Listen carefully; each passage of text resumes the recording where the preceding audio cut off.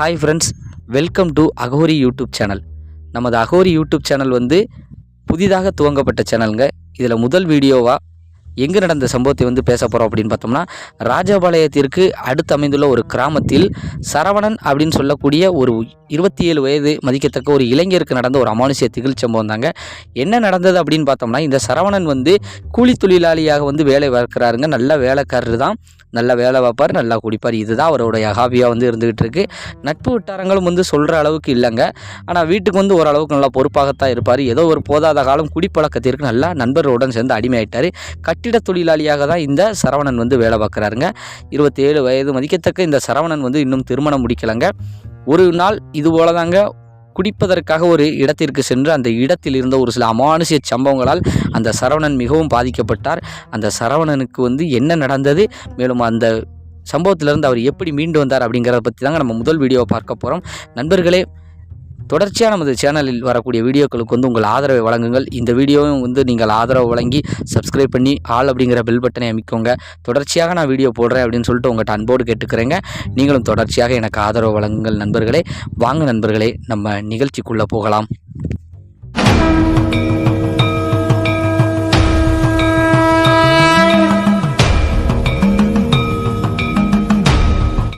நான் சொன்னது போல் இந்த சம்பவம் வந்து ராஜபாளையத்திலிருந்து கிட்டத்தட்ட ஒரு 3-4 கிலோமீட்டர் சரௌண்டிங்கில் உள்ள ஒரு கிராமத்தில் நடந்த ஒரு சம்பவம் தாங்க. கிராமத்தில் சரவணன் அப்படிங்கக்கூடிய நபருக்கு நடந்திருக்குங்க.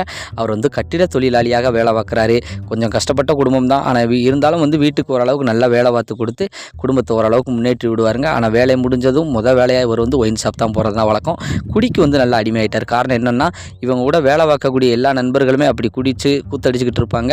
ஆனால் நட்பு வட்டாரங்கள்னு சொல்லி இவருக்கு வந்து ரொம்ப கிடையாதுங்க. வேலை பார்க்குற டைம் தாங்க நல்லா ஜாலியாக வேலை பார்ப்பார். பேசி சிரிச்சுக்கிட்டு தண்ணி அடிக்கிற மட்டும் தனியாக போயிடுவாருங்க. இப்படி தாங்க போய்கிட்டே இருக்குது. ஒரு நாள் இப்படியே தான் அவர் பழகி குடிக்கு நல்லா அடிக்ட் ஆகிட்டாருங்க. சாட்டர்டே சண்டே அப்படின்னு வந்துட்டாலே வந்து பெரும்பாலும் வந்து அவர் நல்லா குடிக்கிறது வழக்கம். இப்படி தான் குடிக்கிறதுக்காக அவங்க ஊருக்கு அவுட்ரு பகுதியில் உள்ள ஒரு சுடுகாடு, ஒரு மயான கரைக்கு போய் அவர் தண்ணி அடிக்க போயிட்டார். காரணம் என்னென்னா, அன்றைக்கி நேரத்துக்கு வந்து இவருக்கு வந்து கம்பெனிக்கும் ஆள் இல்லை, பெரும்பாலும் இவர் கம்பெனியும் சேர மாட்டார். தனியாக இவர் வந்து மது குடிக்கலாம் அப்படின்னு சொல்லிட்டு மதுவை வாங்கிக்கிட்டு கொஞ்சம் பன்னிக்கறியும் கூட வாங்கிக்கிட்டு எங்கே போயிடுறாரு. ஜாலியாக நம்ம இன்றைக்கி சண்டே லீவு, நம்ம அதனால் வந்து என்ன பண்ணுவோம், ஒரு ஜாலியாக என்ஜாய் பண்ணுவோம் அப்படின்னு சொல்லிட்டு அவங்க ஊருக்கு அவுட்ரு பகுதியில் உள்ள பக்கத்தூர் மயான கரைங்க, பக்கத்தூர் சுடுகாடு, அந்த சுடுகாட்டில் போய் தண்ணி அடிக்கலாம் அப்படின்னு சொல்லிட்டு சரவணன் மற்றும் ஒத்தைக்கு போயிருக்காருங்க. நல்லா அந்த பன்னிக்கறியை வச்சு நல்லா ஆள் சரக்கு அடிச்சுக்கிட்டு இருக்காருங்க. சரக்கு அடிச்சுக்கிட்டு இருக்கும்போது மதிய வேலை, இது கிட்டத்தட்ட பார்த்தோம் அப்படின்னா ஒரு 1:30-2 மணி அளவில் வந்து இது மாதிரி ஒத்தைக்கு உட்காந்து அடிக்கிறாங்க. பெரும்பாலும் வந்து இவர் தண்ணி அடிப்பது வந்து அங்கங்கே அடிப்பார். அன்னைக்கு நேரத்துக்கு அவர் அந்த மயானத்தை வந்து சூஸ் பண்ணி போயிட்டார். அங்கே போன இடத்துல என்ன நடந்தது அப்படின்னு பார்த்தோம்னா, கிட்டத்தட்ட ஒரு 2-3 நாட்களுக்கு முன்பு தான் இறந்த ஒரு நபரின் உடல் வந்து அங்கே வந்து எரியூட்டப்பட்டு அந்த இடத்தில் வந்து சாஸ்திர சம்பிரதாயங்கள் எல்லாம் நடத்தப்பட்டிருக்குதுங்க. இதை வந்து இவர் வந்து கவனிக்கிறாருங்க. நல்லா கவனிச்சுக்கிட்டு இவர் வந்து தண்ணி அடிக்கிறார். கொஞ்சம் தள்ளி தாங்க, கிட்டத்தட்ட ஒரு 50 மீட்டர் 100 மீட்டரில் தாங்க அந்த எரிமேடைங்கிறது இருக்குது. அங்கெல்லாம் எல்லாம் செஞ்சு ஃப்ரெஷ்ஷாக அந்த எரியூட்டப்பட்ட இடத்துல வந்து சடங்கு சம்பிரதாயம் எல்லாம் செஞ்சு வச்சதெல்லாம் இவருக்கு நல்லா தெளிவாக தெரியுதுங்க. ஆனால் இருந்தாலும் வந்து இவர் வந்து எதை பற்றி சிந்திக்கவே இல்லைங்க. அவ்வளோதான், நம்ம வாட்டுக்கு உட்காந்து அடிச்சுட்டு போவோம் அப்படின்னு சொல்லி அவர் மனசுக்குள்ளே அவர் நினச்சிக்கிட்டு அவர் வாட்டுக்கு தண்ணி அடிச்சுட்டு அந்த பன்னிக்கறியை நல்லா தின்னுக்கிட்டு அதில் ஒரு 2-3 பீஸ் தூக்கி அங்கே எரிஞ்சிட்டார். இருந்தால் நீயும் சாப்பிடு அப்படின்னு சொல்லிட்டு சும்மா அப்படி தூக்கி போட்டாச்சு. போட்டுட்டு யாரோ என்னவோ பாவம் பாவி போ, ஏன்னா பக்கத்தூரில் வந்து நோட்டீஸ் எல்லாம் ஒட்டியிருக்குங்க. ஆழ்ந்த இரங்கல் ஓட்டு நோட்டீஸ் எல்லாம் ஒட்டியிருக்கு. அதெல்லாம் இவங்க பார்த்துருக்காரு. ஆனால் இந்த சம்பவம் எப்போ நடந்ததுன்னு சொல்ல மறந்துட்டேங்க. இந்த சம்பவம் வந்து 2017 அந்த காலகட்டத்தில் தாங்க இந்த சம்பவம் நடந்திருக்கு. அப்போ தான் சரவணனுக்கு இந்த சம்பவம் நடந்திருக்குதுங்க. அப்போ தான் இந்த ஒரு இளைஞரும் வந்து இறந்திருக்காரு. இறந்தவரும் ஒரு இளைஞர் தான். அந்த வால் போஸ்டர்லாம் இவர் பார்த்துருக்காரு. பாவம் அப்புறாணி இந்த அல்பாயுசில் போயிட்டு என்னத்தை சாதிச்சிருப்பப்போ இந்த சாப்பிடு பன்னிக்கறி சாப்பிடு அப்படின்னு சொல்லி சும்மா விளையாட்டுக்கு கொழுப்பாக எடுத்து எரிஞ்சிட்டு இனி நீ நினச்சாலும் முடியாது போ அப்படின்னு சொல்லிட்டு அவர் வாட்டுக்கு போதையில் 2-3 புலம்பல்களை புலம்பி விட்டுட்டு சரக்கு வேணுமா அந்த அப்படின்னு சொல்லிட்டு கொஞ்சம் போல் கீழே அப்படி தரையில் அவர் இருந்த இடத்துல, இது வந்து சாஸ்திரம் என்ன, கிராமத்து பகுதியில் வந்து இது ஒரு சாஸ்திரம் மாதிரி செஞ்சுக்கிடுவாங்க. 2 கறித்துண்டு எடுத்து எரிஞ்சுக்கிறது, மேற்கொண்டு கொஞ்சம் சரக்கு கொஞ்சம் கண்ணுக்கு தெரியாத குடிச்சுக்கோங்க வச்சுக்கோங்க அப்படின்னு சொல்லிட்டு அப்படி ஊற்றுவதெல்லாம் வழக்கம்னு ஆங்காங்கே அப்படி தான் நடந்துட்டு இருக்கு. அது உலகம் சரவணன் வந்து விளையாட்டு அப்படி செஞ்சுட்டு எல்லாம் அடித்து முடிச்சுட்டு கிளம்புறாரு. கிட்டத்தட்ட ஒரு 1 மணி நேரம் உட்காந்து அடிச்சுட்டு தாங்க இவர் கிளம்புறாரு. கிளம்பும்போது வந்து கிட்டத்தட்ட மணி வந்து 2-3 மணிக்கிட்ட நெருங்கிருச்சு. சரி பார்ப்போம், அடுத்து பார்ப்போன்னா அடுத்த வாரம் இல்லை இடையில வாய்ப்பு இருந்தால் வாரேன், பன்னிக்கறி போதுமா சரக்கு போதுமா பாவனி என்ன செய்ய போகிறவோ அப்படின்னு சொல்லிட்டு அந்த எரியூட்டு மேடைக்கிட்ட நின்று ஒரு வாட்டுக்கு பேசிக்கிட்டு இருக்காரு. வேணா வா என் கூட வா பன்னிக்கறி தாரேன் உனக்கு சரக்கு வாங்கி தரேன் அப்படின்னு சொல்லி சும்மா நக்கலா அப்படியே பேசிட்டு என்ன வருவப்போ அப்படின்னு சொல்லிட்டு அவர் வாட்டுக்கு உதாசீனப்படுத்தின மாதிரிக்கு பேசிட்டு போயிட்டார். விளையாட்டு பையன் மாதிரி சரவணன் வந்து பேசிட்டு போயிட்டார். இளைஞர் தானே இல்லையா, ஏற்கனவே மப்பு மந்தானம் போதையில் இருக்கக்கூடியதுனால அப்படி பேசிட்டு போயிட்டார். அவர் போனதுக்கு அப்புறம் தாங்க அவருக்கு ஒரு சில அமானுஷ்ய சம்பவங்கள் நடந்திருக்கு. அன்னையிலிருந்தாங்க அவருக்கு ஸ்டார்டிங். கிட்டத்தட்ட இரவு வேளையில் வந்து நல்லா தண்ணியெல்லாம் அடிச்சு அவர் போயிட்டார். போய் வீட்டில் போய் சாப்பிட்டு ரெஸ்ட் எடுத்தாச்சு. ரெஸ்ட் எடுத்துகிட்டு இரவும் சாப்பிட்டுட்டு படுக்கலாம்னு சொல்லிட்டு அவருக்குன்னு சொல்லி அது ஓட்டு வீடாக இருந்தாலும் ஒரு சின்ன அறை, தனி அறை இவருக்கு மட்டும் இருக்குதுங்க. அதில் போய் ஒரு வாட்டுக்கு வீட்டுக்கு ஒத்த புள்ளதாங்க யார் சரவணன். அப்படி என்ன பண்ணுறாரு, சரவணன் போய் ரூமில் போய் படுத்துருக்காருங்க. இரவு தூங்குவோம் அப்படின்னு சொல்லிட்டு தூங்கும்போது தாங்க பக்கத்தில் ஏதோ அழுகுரல் சத்தம் மாதிரி கேட்டிருக்குதுங்க. அந்த நைட்டு வேளையில் கிட்டத்தட்ட மணி வந்து அப்போ பார்த்தீங்க அப்படின்னா ஒரு 12-1 மணி வாக்கில் நெருங்கி இருக்குங்க. ஒரு அழுகுரல் சத்தம் மாதிரி கேட்குது. இவர் வந்து என்ன தான் போதை அடிச்சிருந்தாலும் அந்த நேரத்துக்கு இவருக்கு தெரிஞ்சிருக்கும் இல்லையா, என்னடா இது யார் அழுகிறா, ஒரு வேளை அம்மா கண்டோ அழுகுதா இல்லை ஐயன் கண்டு அழுகுதாரா அப்பா அப்படின்னு சொல்லிட்டு இவர் லேஸ் அப்படி காது கொடுத்து கேட்குறாரு. இல்லைங்க, அந்த ரூமுக்குள்ளே தான் அழுகை சத்தம் கேட்குறது. ஒரு மூலையில் வந்து அழுகை சத்தம் கேட்குதுங்க. யாருக்கு, சரவணனுக்கு. இதை பார்த்ததுமே சரவணன் மிரண்டு போயிட்டார். என்னடா இது நம்ம ரூமுக்குள்ளே இருக்குது, யாராக இருக்கும் அப்படின்னு சொல்லிட்டு உடனடியாக இவர்கிட்ட வந்து மொபைல்லாம் உண்டுங்க. டார்ச் லைட்டை உடனடியாக பக்கத்தில் இருந்து எடுத்து ஆன் பண்ணி அடித்து பார்க்குறாரு. ஒரு நிமிடம்னா ஒரு நிமிடம் இல்லைங்க, ஒரு 2-3 நொடி தான். சொடக்கு போடுற நேரத்தில் ஒரு கரேர்னு ஒரு உருவம் மூலையில் இருந்த மாதிரி இருந்திருக்கு. அப்படி அப்படி அப்படி அடிச்சுட்டு இப்படி திரும்பி பார்க்கல, அந்த இடத்துல மறுபடி இல்லை. இப்படி பார்த்துக்கிட்டே இருக்கும்போது வந்து இருந்திருக்கு. அதை கவனிச்சுட்டு டக்குன்னு மறுபடி பார்க்கும்போது அந்த சொடக்கு போடக்கூடிய வேலையில் வந்து டக்குன்னு டிஸப்பியர் ஆயிடுச்சு. இதை பார்த்தது தாங்க இது ஒரு வேலை, இது நமக்கு வந்து கற்பனையாக இருக்குமா, பூனைகுன்னு அழுதாலும் இப்படி தான் இருக்கும், நம்மளோ கிராமத்து பகுதியில் தானே இருக்கும், ஒரு வேளை பூனை கண்டு அழுதுருக்கும், அதனால் வந்து நமக்கு அப்படி தோணுது அப்படின்னு சொல்லி அவர் மனசுக்குள்ளே அவர் நினச்சிக்கிட்டு அதை மனசை தேத்திக்கிட்டு சரி என்னவோ ஏதோப்போ நம்ம வீட்டுக்குள்ளே என்ன வந்துட போகுது, காலையில் என்ன செஞ்சோம்னு தெரியலை சரவணனுக்கு, நம்ம வீட்டுக்குள்ளே என்ன வந்துட போகுது அப்படின்னு நினச்சிக்கிட்டு அசால்ட்டாக அப்படியே தூங்க ஆரம்பிச்சிட்டாருங்க. தூங்க ஆரம்பித்த உடனே தாங்க கிட்டத்தட்ட ஒரு அரை மணி நேரம், ஒரு 1/4 மணி நேரத்தில் நல்லா அசந்துட்டாருங்க. நல்லா அசந்த உடனேயுமே காது கிட்ட வந்து யாரோ மூச்சு விடுற மாதிரி இருந்திருக்கு. லேசாக உணர்ச்சி வருக்கு தெரியும் போதே, பன்னிக்கறி கூடு, சரக்க கூடு, பன்னிக்கறியை கூடு, நீ கூப்பிட்ட நான் வந்துட்டேன், பன்னிக்கறியை கூடு, எந்தி வா அப்படின்னு ஒரு வினோதமாக வந்து அஸ்கி வயசில் வந்து கேட்குதுங்க. யாரு கேட்குதுன்னா சரவணன் கேட்குது.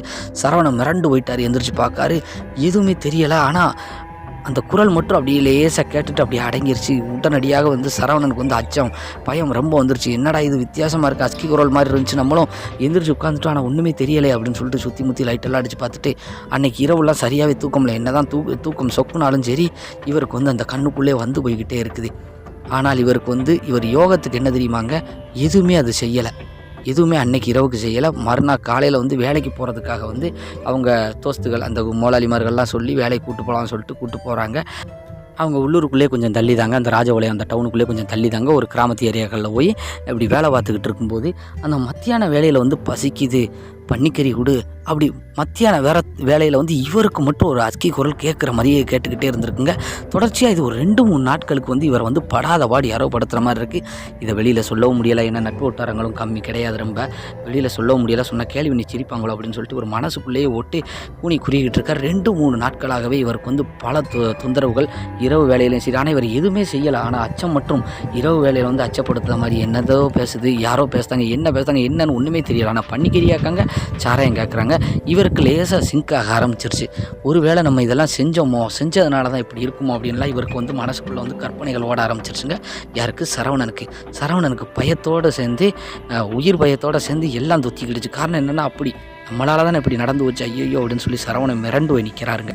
என்னடா செய்வது அப்படின்னு சொல்லி செய்வதறியா திகச்சு போய் அப்படியே அந்த வாரத்தை கடந்துக்கிட்டே போகும்போது ஒரு வெள்ளிக்கிழமை பொழுதுக்கு அவங்க மேஸ்திரி ஓனர்கிட்ட இருந்து, அப்போ அந்த வாரம் வந்து நம்ம இந்த வெள்ளிக்கிழமை ஒரு 2 நாள் வந்து சதுரகிரியில் ராஜபாளையத்தில் சதுரகிரின்னு சொல்லி ஒரு ஏரியா இருக்குங்க. வத்ரா இருப்பு சதுரகிரி அப்படின்னு சொல்லுவாங்க. அந்த பகுதியில் வந்து ஒரு சிவன் ஸ்தலம் இருக்குது. சதுரகிரி சிவன் ஸ்தலம் வந்து ஒரு புகழ்பெற்ற சிவன் தலம். நல்லா மலைகள்லாம் நல்லா குன்றுகள் மலைகள் எல்லாமே நல்லா அடர்த்தியாக இருக்குங்க, வனப்பகுதி மாதிரி இருக்குங்க. அங்கே வந்து ஒரு சிவன் கோயில் உண்டுங்க. அந்த சிவன் கோயில் வந்து வரலாற்று புகழ்பெற்ற சிவன் கோயில். அந்த சிவன் கோயில் வந்து மலையில் இருக்குது. ஆனால் அந்த மலையடி வாரத்தில் வந்து ஒரு சத்திரம், அதாவது ஒரு மண்டபம் மாதிரிங்க. இந்த பக்தர்கள்லாம் போகிறவங்களும் வாரவங்களுக்கு அன்னதானம்லாம் அப்படியே நடக்குங்க. அந்த இடத்துல வந்து ஒரு வேலை.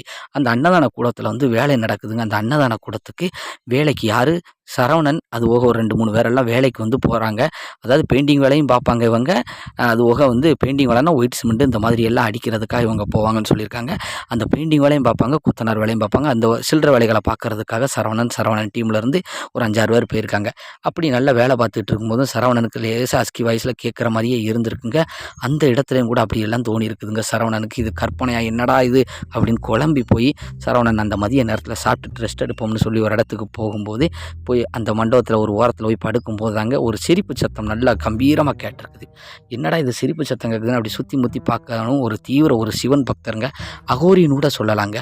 ஒரு தீவிர சிவன் பக்தர் வந்து உனக்கு தேவையா, நீ பாடுபடுதியா, சீரழிதியா, நீ தானே கூப்பிட்ட, அப்போ நீ சீரழி அப்படிங்கும்போது பொடி வச்ச மாதிரியே பேசுனது வந்து சரவணன் நல்லா கூர்ந்து கவனிச்சுட்டு ஒரு 10 நிமிடமும் வந்து அப்படியே பார்த்துக்கிட்டே இருக்கார். அவர் பார்த்துட்டு அப்படியே எந்திரிச்சு போகிறாரு, நடந்து போகிறாரு சொல்லிட்டு நடந்து போகிறாருங்க. நடந்து போகும்போது வந்து சரவணனுக்கு ஒரு வேளை இவருக்கு நமக்கு நடக்கிறதெல்லாம் தெரிய வருது. சிவன் பக்தர் அகோரி மாதிரி இருக்கார், அகோரியாக தான் இருக்கணும் கண்டிப்பாக இந்த சிவன் தளத்தில் இருக்கனால நம்ம இவர்கிட்ட போய் கேட்போம், இவரால் முடிஞ்ச உதவியை நம்ம செஞ்சு கொடுத்து நமக்கு இந்த பிரச்சனையிலேருந்து ஒரு விடிவாளம் பிறக்கட்டும் அப்படின்னு சொல்லிட்டு அவர்கிட்ட போய் மன்றாடி கேட்குறாரு. அவர் சிரிச்சுக்கிட்டே, எங்கள் அப்பன் ஈசனுடைய விளையாட்டு, உன் வாயாலே வர வச்சு உனக்கு தேவையா இது, இனி நீ போவியா அப்படின்னு சொல்லும்போது, போக மாட்டேன் சாமி, என்னை எப்படியாவது காப்பாற்றி விடுங்க சாமி அப்படிங்கும்போது நடந்த விஷயத்தெல்லாம் அந்த சிவன் பக்தரே சொல்லிட்டார். யாருங்க? அந்த அகோரி போல் உள்ள அந்த சாமியாரே சொல்லிட்டார். என்ன சொல்லியிருக்காருன்னா, இப்படி நீ போனியா, பேசுனியா, வச்சியான்னு கேட்கும்போது ஆமான்னு சொல்லி ஒத்துக்கிட்டாருங்க சரவணன்.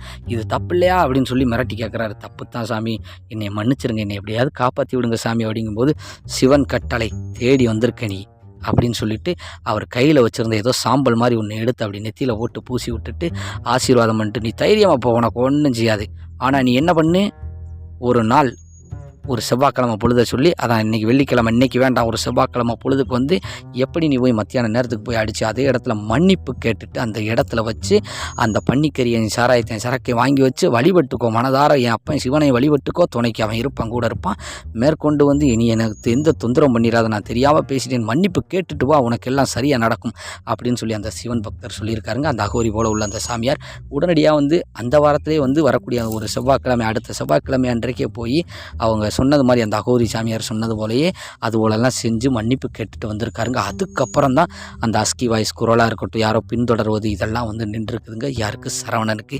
இப்படித்தாங்க நிறைய பேர் வந்து தெரியாமல் போய் என்னத்தையா செஞ்சுட்டு எங்கிட்ட அதை மாட்டிக்கிறது வழக்கம். ஆனால் அந்த சரவணனுக்கு வந்து இயற்கை ரீதியாகவே வந்து அந்த சிவனுடைய அருள் இருந்திருக்கு. அதனால தான் அன்னைக்கு அங்கே போக வேண்டிய சூழ்நிலை, அன்னைக்கு அந்த அகோரியை சந்திக்க வேண்டிய சூழ்நிலை எல்லாமே நடந்திருக்கு. அகோரி இந்த பிரச்சனையிலேருந்து வெளியில் வரவும் எல்லாம் சொல்லி கொடுத்துருக்காரு. அதுபோல் செஞ்சு இந்த பிரச்சனையிலேருந்து வெளியில் வந்திருக்காருங்க சரவணன். நண்பர்களே, நம்ம வீடியோ பார்க்கக்கூடிய நமது ஃப்ரெண்ட்ஸ் அனைவருமே வந்து மறக்காமல் சப்ஸ்கிரைப் பண்ணிக்கோங்க, ஆல் அப்படிங்கிற பெல் பட்டனை அமைக்கோங்க. நமது அகோரி யூடியூப் சேனலுக்கு உங்கள் பேராதரவை தாருங்கள். கட்டாயம் தொடர்ச்சியாக வந்து நான் வீடியோ போடுறேன் அப்படின்னு சொல்லி உங்கள்கிட்ட அன்போடு கேட்டுக்கிறேங்க. தொடர்ச்சியான வீடியோக்களுக்கு எனக்கு ஆதரவு வழங்குங்கள். நன்றி ஃப்ரெண்ட்ஸ். அடுத்த வீடியோவில் சந்திப்போம்.